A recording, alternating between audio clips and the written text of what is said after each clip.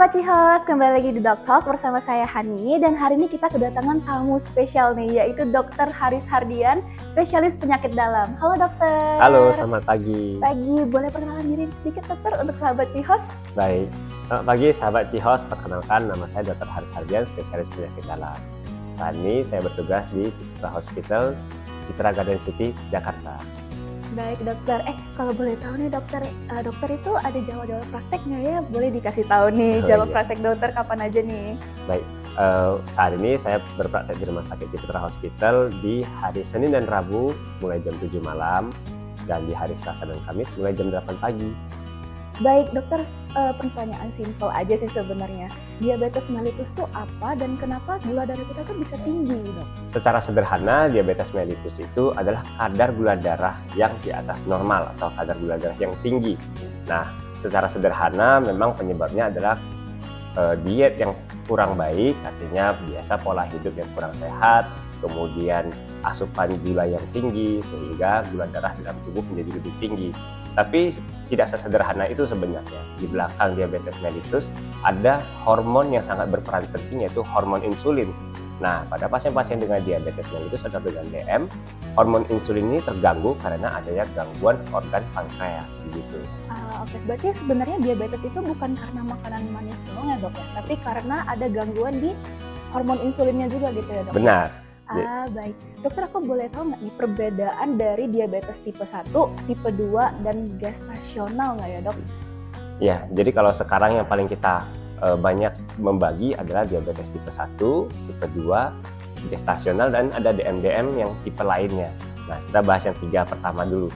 Diabetes tipe 1 atau DM tipe 1 itu biasanya adalah karena adanya gangguan di organ pankreas yang tadi, jadi terjadi secara genetik atau autoimun.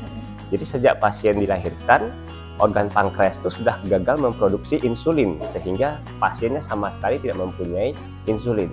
Pasien-pasien DM tipe 1 akan tergantung kepada insulin nantinya. Sedangkan pasien tipe 2 biasanya karena adanya gangguan sensitivitas dari pankreas tadi terhadap insulin. Artinya pankreasnya masih bisa produksi insulin tapi kurang atau kurang sensitif. Sedangkan diabetes gestasional adalah diabetes yang terjadi pada ibu hamil, biasanya berhubungan dengan hormon-hormon kehamilan. Baik dokter, tadi yang kita udah mendengar definisi dari diabetes tipe 1, tipe 2, dan gestasional. Nah dokter, kira-kira 3 gejala apa ya dok yang membuat sahabat Cihos nih semuanya nih ya bisa mulai curiga dan mau ngecek gula darah mereka nih? Baik, terima kasih. Untuk gejala diabetes sendiri sebenarnya yang paling sering adalah tanpa gejala atau asimptomatik. Nah, ada beberapa gejala, clue-clue atau tanda-tanda gejala yang bisa kita curigai seseorang menderita diabetes. Yang kita kenal sebenarnya disebut dengan klasik P atau 3P yang klasik namanya. Jadi di sana ada poliuri, artinya pasien buang air kecilnya menjadi lebih sering, makanya sering dibilang kencing manis karena berhubungan dengan kencing yang sering-sering. Kemudian pasien lebih sering cenderung merasa haus, jadi badannya ngerasa haus terus, jadi banyak minum. Karena banyak minum itulah sebenarnya terjadi poliuri tadi ya. Jadi disebut dengan polidipsi, banyak minum. Kemudian poliuri, satu lagi adalah polifagi. Pasien merasa sering lapar. Jadi kalau kita lihat pasien-pasien diabetes, kita selalu biasa edukasi pasien, ibu, bapak, nanti dijaga ya pola makannya, kurangi asupan makanannya. Rata-rata pasien bilang nggak bisa dok, saya sering lapar. Ya itu memang salah satu gejala klasik daripada diabetes. Jadi kalau ada keluarga, orang tua atau diri sendiri yang merasa ada poliuri yang kencingnya banyak, polifagi, sering-sering lapar, dan polidipsi, sering-sering haus, maka itu sudah menjadi clue-clue atau tanda-tanda jangan-jangan ada diabetes. Nah, yang lain bisa termasuk di dalamnya adalah penurunan berat badan tanpa disertai gejala atau niat yang jelas, tapi karena makan seperti biasa tapi berat badan kok cenderung stagnan atau malah turun. Kemudian parestesi atau kebas-kebas, kesemutan, kaki sering kesemutan, baal, biasanya itu juga salah satu tanda gula darah yang tinggi. Dan itu juga ada luka-luka yang sulit sembuh, biasanya juga bisa menjadi clue atau tanda. Banyak pasien-pasien yang ke dokter bedah awalnya, dok ini saya punya luka di kaki, kok sudah hampir sebulan tidak sembuh-sembuh, sudah minum antibiotik. Nah itu juga biasa kita akan melakukan pemeriksaan gula darah. Oh, baik. Berarti sebenarnya lukanya itu tuh sampai yang udah kering atau memang nggak kering-kering nih dok? Dia nggak sembuh-sembuh tuh berarti nggak kering dia berarti ya? Jadi bisa dua-duanya ya. Jadi bisa sudah sembuh sebentar, misalnya sudah sembuh seminggu, kemudian kambuh lagi. Atau lukanya basah terus berminggu-minggu, biasanya itu bisa di tanda-tanda tadi. Oke, baik dokter. Terima kasih dokter. Nah, aku tuh ada dengar-dengar kalau diabetes itu juga disebut sebagai silent killer nih ya. Apa bahayanya jika kalau misalnya kita keep gula darah kita tuh tetap tinggi dalam jangka waktu yang panjang gitu? Seperti yang sudah kita sampaikan tadi bahwa diabetes itu sebenarnya banyak gejalanya asimptomatik atau tidak ada gejala. Kenapa dihubungkan dengan silent killer? Karena nanti tiba-tiba ketahuannya sudah terjadi komplikasi.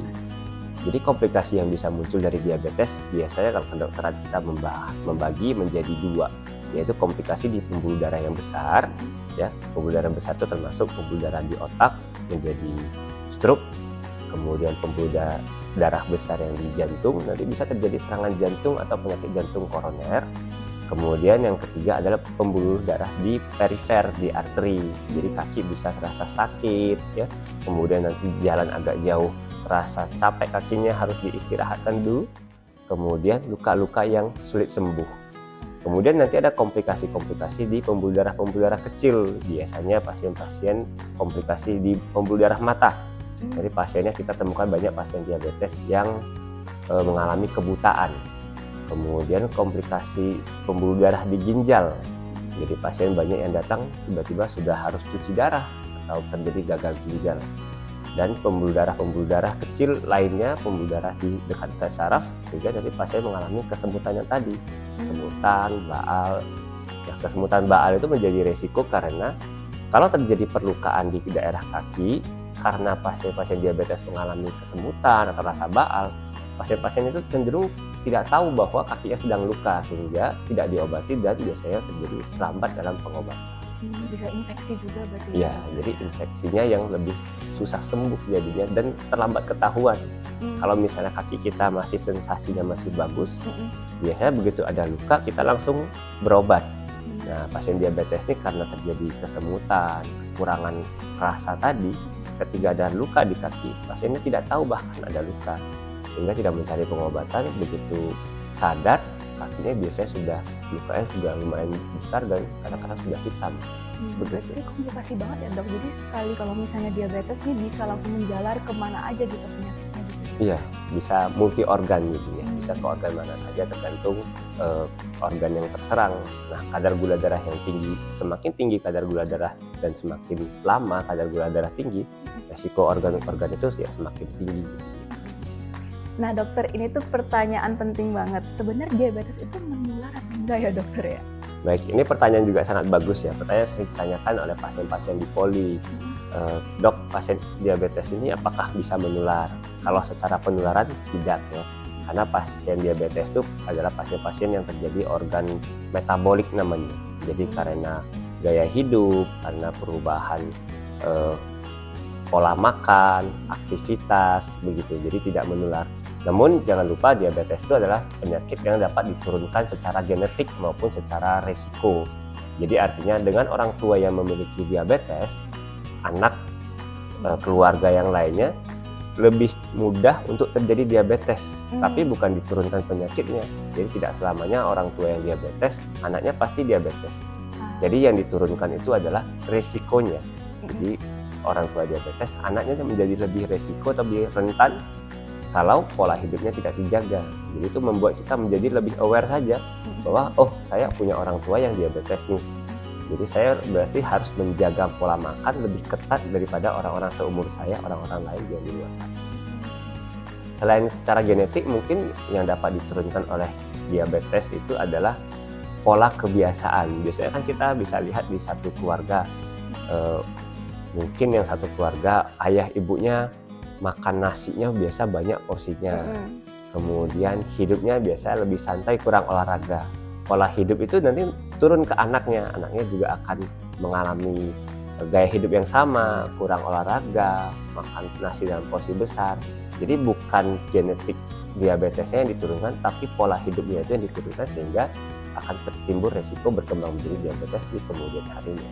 Baik dokter, jadi sahabat Cios harus tahu nih ya, sebenarnya diabetes itu bukan penyakit menular kayak penyakit infeksi lainnya, tapi lebih ke pola hidup berarti ya dokter ya. Dan kalau misalnya kalau dibilang genetik, bukan genetik di darahnya, tapi genetik pola hidupnya, benar ya dok? Baik dokter, kalau boleh tahu sebenarnya siapa yang paling beresiko terkena DM2 nih dok? Ya, kalau kita bahas tentang diabetes mellitus, berarti kita berhubungan dengan penyakit metabolik ya. Jadi penyakit metabolik salah satu faktor yang kita biasa sebutkan adalah faktor yang dapat diubah dan faktor yang tidak dapat diubah. Faktor yang tidak dapat diubah adalah faktor yang secara genetik. Jadi semakin tinggi keluarganya memiliki diabetes, dia akan semakin tinggi resiko terjadi diabetesnya.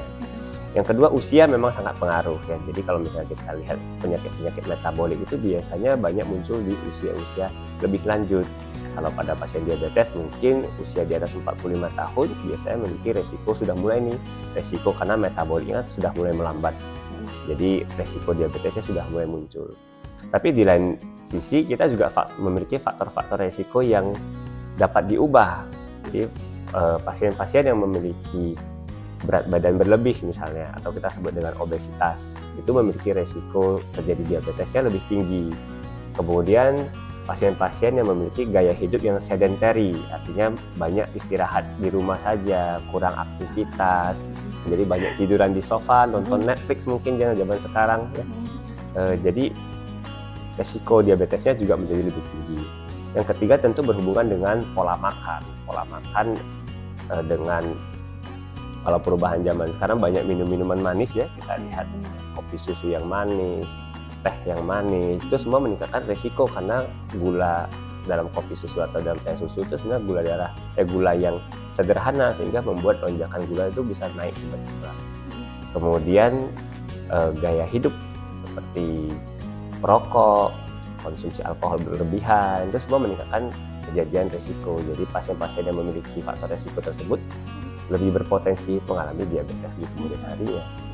Berarti kalau misalnya perokok yang minum alkohol dulu juga bisa menyebabkan diabetes berarti ya dok? Iya, jadi memiliki jadi faktor resiko terjadinya diabetes karena perokok dan alkohol kan bersifat merusak pembuluh darah sebenarnya. Jadi kalau gula darahnya tinggi ditambah dengan pembuluh darahnya kurang baik, biasanya akan lebih cepat berkembang menjadi diabetes. Baik dokter, nih bagi sahabat-sahabat Cihos nih yang mungkin sehat lah ya, semoga masih sehat semuanya.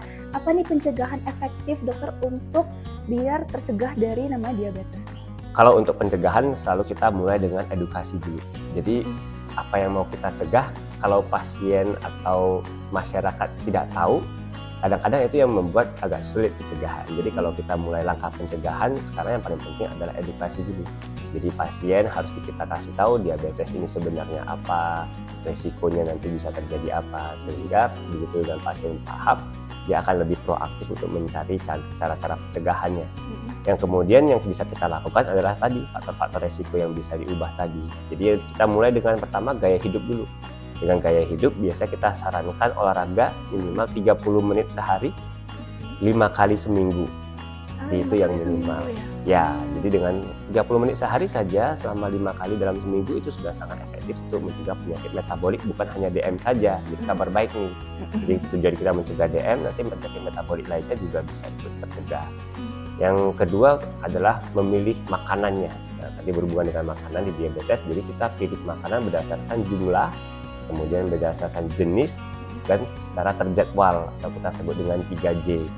Jadi jumlah makanan yang dikonsumsi harus seimbang dengan kalori yang dibutuhkan oleh tubuh sehari-hari, jangan terlalu berlebih juga karena meningkatkan resiko peningkatan berat badan. Kemudian untuk jenisnya biasa kita pilih yang low karbohidrat, ataupun kalau harus karbohidrat yang kompleks seperti kentang, kemudian beras merah, itu lebih bagus daripada karbohidrat yang sederhana seperti nasi putih. Kemudian jadwal adalah pengaturan jam makannya harus teratur, jadi tidak boleh terlalu lama tidak makan, nanti begitu makan jumlahnya langsung banyak dan juga bisa meningkatkan gula darah yang tinggi. Kemudian aktivitas fisik tujuannya juga untuk menurunkan berat badan. Jadi kalau yang berat badannya masih besar atau masih tinggi, itu kita sangat menganjurkan untuk diturunkan berat badannya sampai mencapai berat badan ideal. Yang keempat adalah menghindari konsumsi tadi alkohol dan juga rokok, akan mencegah terjadinya diabetes. Baik dokter. Ya dokter, kalau nggak salah ada banyak banget nih orang ngomong kalau makan terlalu malam itu bisa diabetes, bener nggak sih dokter? Jadi itu juga sebenarnya mitos ya. Jadi yang membuat diabetes itu sebenarnya adalah jumlah kalori harian dengan kebutuhan tubuh sebenarnya. Jadi kalau misalnya sehari-hari makannya kalorinya lebih tinggi daripada kebutuhan tubuh, maka akan terjadi surplus kalori. Surplus kalori itu kan nanti akan meningkatkan berat badan, kemudian meningkatkan gula, dan akhirnya akan menjadi diabetes. Nah, kenapa kita hubungkan makan malam dengan diabetes? Biasanya karena makan malam itu ada tambahan. Nah, biasanya kan supper ya. Jadi sudah ada sarapan, sudah ada makan siang, sudah ada makan malam. Ditambah lagi makan yang lebih malam nih. Jam 10, jam 11 itu biasanya sudah tambahan makanan yang sebenarnya tidak dibutuhkan oleh tubuh sebenarnya. Jadi berhubungan dengan jumlah kalorinya sih sebenarnya daripada waktu makannya. Nah, jadi bukan karena waktu makannya kayak contoh nih udah nggak makan seharian tiba-tiba jam 11 makan gitu, itu nggak menyebabkan diabetes berarti? Ya sebenarnya sih tidak. Kalau untuk dietnya sekarang kita sarankan adalah dengan porsi yang ditakar ya. Jadi porsi yang ditakar atau biasa kalau di Kementerian Kesehatan sekarang disebut dengan piring nasiku ya. Jadi nanti akan dibagi. Sebenarnya yang dianjurkan adalah sepiring nasi diisi saja dengan seperempatnya karbohidrat. Karbohidratnya boleh nasi, boleh kentang, boleh mie. Nanti seperempat lainnya itu biasa kita berisi protein. Proteinnya boleh lauk ya, boleh ayam, boleh ikan, boleh telur, boleh daging. Nah, setengah porsinya lagi itu kita isi dengan sayur-sayuran. Ya, kita tambahkan jumlah serat harian dan ditambahkan dengan buah. Jadi seperempat karbohidrat, seperempat protein, setengahnya itu serat dan buah-buahan. Biasanya itu yang paling kita anjurkan sih untuk pasien atau untuk masyarakat lah. Kemudian yang tadi untuk secara jumlah menyesuaikan dengan berat badan tubuh dan aktivitas sehari-hari, kemudian jadwal yang baik itu akan mengubah resiko-resiko terjadi diabetes dari sisi pengaturan makanan. Kemudian yang paling kita anjurkan lagi adalah penambahan serat sebenarnya ya, mulai dari sayur-sayuran atau dari serat-serat seperti oatmeal juga sangat dianjurkan.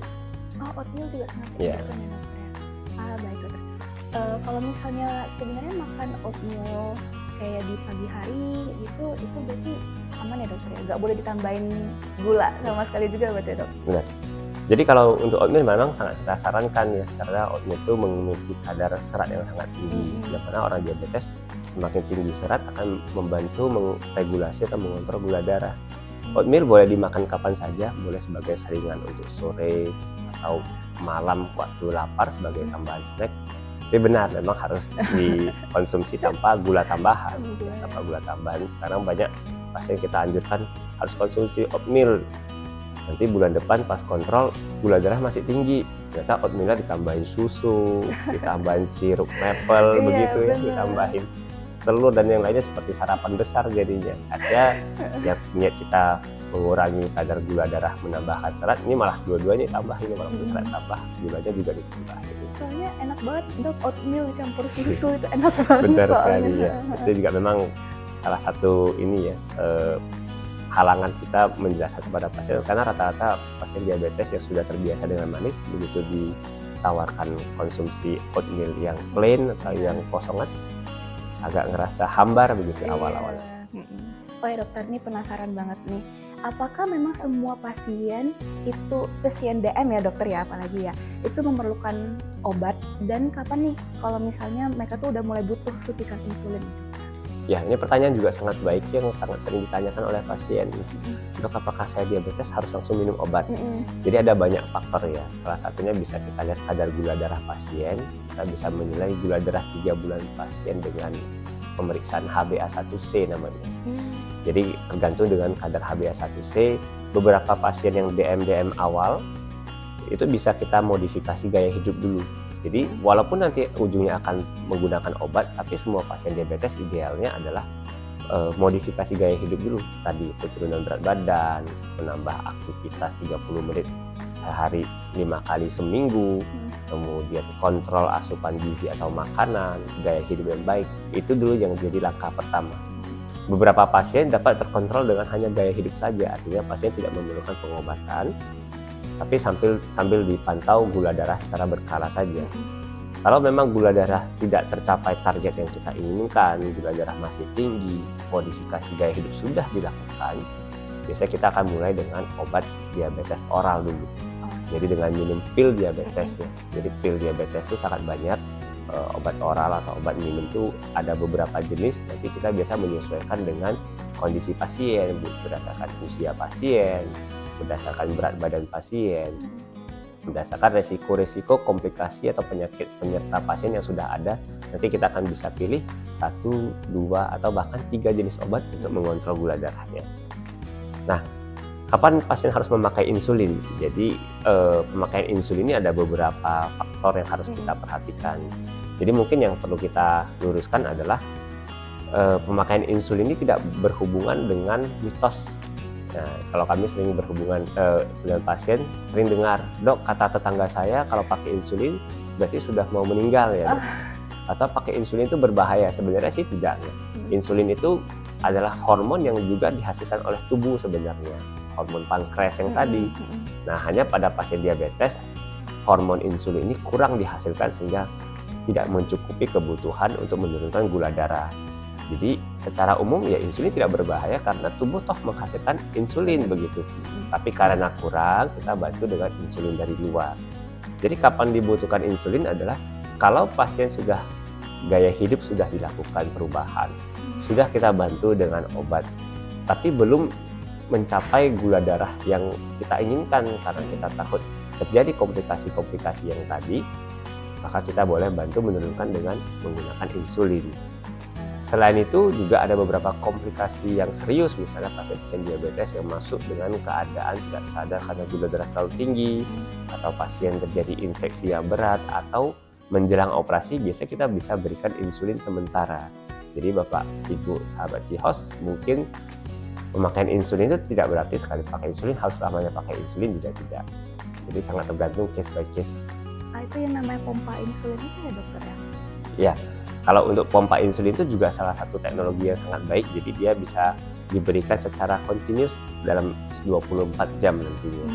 Baik, jadi sahabat Cihos harus tahu ya kalau misalnya kena diabetes nggak langsung, dok harus minum obat ya seumur hidup, enggak. Tapi ada step-stepnya nih ya, yang diperlukan di awal tuh apa dulu nih, kalau misalnya masih yang mungkin yang ringan ya dokter ya. Tapi kalau memang udah mulai berbahaya ya dokter ya, itu baru mulai makan obat atau mungkin yang suntik insulin itu ya dok ya. Dokter, kalau misalnya dengan penanganan yang baik nih, apakah pasien diabetes itu bisa kembali hidup normal dan bebas dari komplikasi nggak ya dok? Ya, jadi tentu jawabannya sangat bisa ya, sangat bisa karena tujuan kita mengobati diabetes adalah kita mencegah komplikasi-komplikasi yang bisa muncul tadi. Jadi secara teoritis, selama gula darah sudah terkontrol dengan HbA1c katakan di bawah 7 targetnya, komplikasi-komplikasi diabetes itu sudah sama seperti resiko orang normal. Artinya orang normal tanpa diabetes dengan orang diabetes yang sudah terkontrol dengan obat itu sama saja untuk komplikasi jangka panjangnya. Kita memang harus perhatikan kapan sih pasien-pasien diabetes ini mulai berobat. Kadang-kadang pasien berobat itu kan sudah terjadi komplikasi ya, misalnya sudah terjadi kebas-kebas tangannya, sudah sedikit ada gangguan fungsi ginjal. Ya, biasanya komplikasi-komplikasi tersebut beberapa tidak irreversible, artinya tidak dapat dikembalikan seperti normal lagi. Fungsinya mungkin tetap akan ada, tapi tujuannya kita nanti akan mencegah jangka panjang supaya organ-organ tersebut tidak semakin buruk nantinya dan tidak terjadi komplikasi-komplikasi yang lain. Tapi selama gula darahnya terkontrol dengan baik, maka pasien-pasien diabetes sangat bisa menjadi hidup seperti orang normal saja, begitu. Baik dokter, jadi buat sahabat Cihos nih atau mungkin ada keluarganya nih yang merupakan penderita diabetes, jangan pernah putus asa juga ya dokter ya. Jangan merasa kalau udah kena diabetes itu, aduh aku nggak bisa hidup normal nih, aku nggak bisa balik lagi nih kayak kehidupan aku yang dulu. Enggak, jangan pernah putus asa nih ya, karena kita kalau bisa jadi penderita diabetes pun tetap akan bisa hidup seperti normal kalau penanganannya baik. Baik dokter, tadi kita udah mendengar banyak banget informasi penting, informasi menarik tentang diabetes nih. Nah, kalau boleh tahu boleh nggak dokter satu pesan penting nih untuk para sahabat Cihos nih apa nih dokter? Ya, baik. Jadi karena diabetes ini merupakan penyakit metabolik yang salah satu yang paling tinggi di dunia, bahkan di negara berkembang juga angkanya semakin meningkat, maka mungkin yang pertama-tama kita harus tingkatkan kewaspadaan bahwa semua kita ini semua beresiko terjadi diabetes, sehingga penanganan pertama untuk diabetes adalah mencegah, bukan nanti setelah diabetes baru berobat. Jadi pesannya untuk yang masih sehat sudah harus mulai dijaga nih dari pola hidup, pola makan, kemudian awareness terhadap konsumsi gula hariannya. Nah, tapi untuk pasien-pasien yang sudah diabetes atau sudah dikatakan diabetes oleh dokter, itu juga jangan putus asa seperti yang sudah dibilang tadi.